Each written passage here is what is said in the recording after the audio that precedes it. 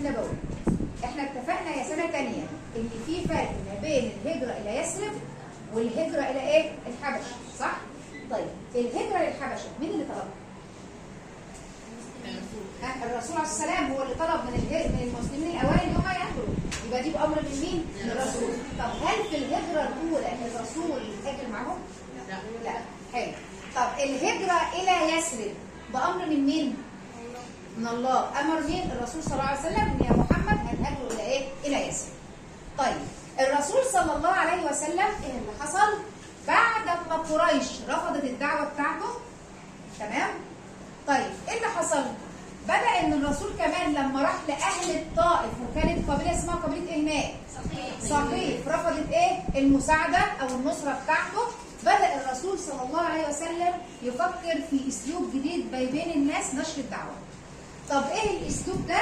اخذ يعرض نفسه على القبائل والوفود التي تاتي للحج. يعني الرسول راح بنفسه كده يشوف القبائل والوفود اللي جايه، بدأ يدعوهم تعالوا ادخلوا في الدين الاسلامي، بيطلب منهم النصره والمساعده لتبليغ الرساله. احنا طبعا الكعبه اصلا ثلاثيه، الكعبه اصلا ربنا سبحانه وتعالى هو اللي خلى ابراهيم واسماعيل يعملوه، وكان في اصلا الديانه الحنفيه وكان في انبياء ورسل، تمام؟ طيب ايه اللي حصل؟ الرسول صلى الله عليه وسلم خلي بالك منها في موسم الحج، يعني في العام ال11 من البعثه، في فرق ما بين البعثه والهجره. مين اللي تقول؟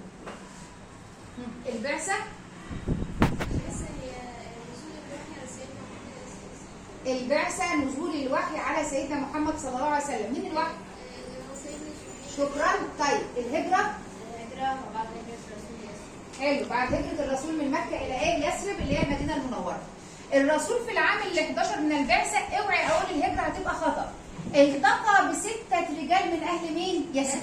اخذ يدعوهم للدعوه الاسلاميه، ادخلوا في الدين الاسلامي، استجابوا.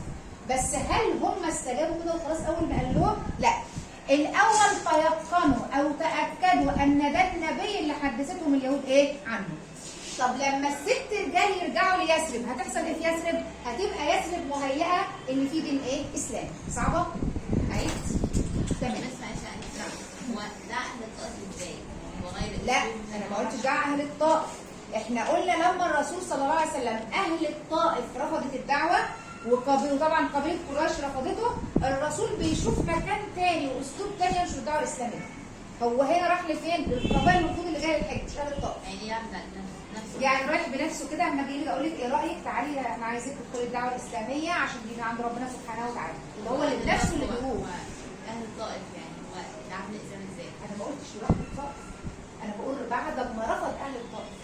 هو بيشرح لاهل الطائف قبيله ثقيف هناك رفضوا الدعوه الاسلاميه.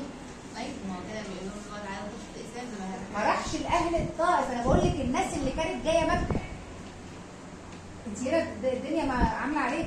انا بقول لك بعد رفضت قريش دعوه الرسول للاسلام ورفض اهل الطائف نصرته، بدأ الرسول يفكر في اسلوب جديد لنشر الدعوه بين الناس. عمل ايه؟ عرض نفسه على القبائل والوفود اللي جايه للحج، ما راحلهمش تاني بقى. فهمت؟ اعيد؟ تمام. طيب تعالوا نشوف مع بعض كده الرسول صلى الله عليه وسلم كده خلاص بدأ يهيئ لمدينه يثرب ان في دعوه اسلاميه، كانت في العام الكام؟ 11 من البعثه. طب تعالي نشوف كده هتحصل عندي بيعتين اتنين. يعني ايه بيعه يا سنه ثانيه؟ بيعه يعني ايه؟ عهد او اتفاق، دي البيعه. فالرسول صلى الله عليه وسلم عمل بيعه تسمى بيعه العقبه الاولى، وعندي بيعه تسمى بيعه العقبه ايه؟ الثانيه. طيب ايه الفرق ما بين الاثنين؟ بيعه العقبه الاولى كانت في العام ال12 من البعثه. تمام؟ الرسول صلى الله عليه وسلم التقى بوفد من اهل يثرب، عددهم كام؟ 12 رجل. تمام؟ ال 12 رجل من قبيلتين اثنين اسمهم الاوس والخزرج.